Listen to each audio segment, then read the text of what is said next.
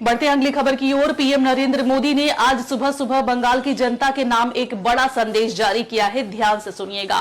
राज्य की नई बीजेपी सरकार द्वारा आयुष्मान भारत योजना लागू करने के फैसले का पीएम ने जोरदार स्वागत किया है। लेकिन जहां एक तरफ 5 लाख रुपए तक के मुफ्त इलाज की गारंटी दी जा रही है, वहीं विपक्ष में बैठी तृणमूल कांग्रेस अब स्वास्थ्य साथी कार्ड के भविष्य को लेकर सवाल उठा रही है। क्या ये योजना वाकई बंगाल के स्वास्थ्य ढांचे को बदल देगी या फिर से सिर्फ केंद्र और राज्य के बीच क्रेडिट वॉर की एक नई शुरुआत है? देखिए ये खास रिपोर्ट।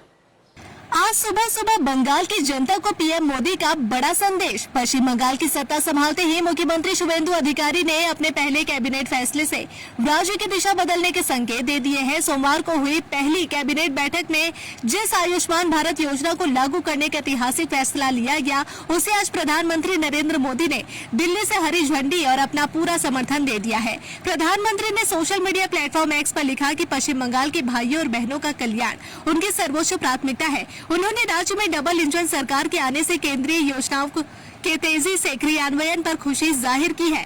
इस नई व्यवस्था के तहत अब बंगाल के हर पात्र परिवार को सालाना 5 लाख रुपए तक का कैशलेस इलाज मिलेगा। लेकिन इस बड़े फैसले के साथ ही बंगाल की राजनीति में नई बहस भी छिड़ गई है। सवाल उठ रहे हैं कि ममता सरकार की महत्वाकांक्षी स्वास्थ्य साथी योजना का अब क्या होगा?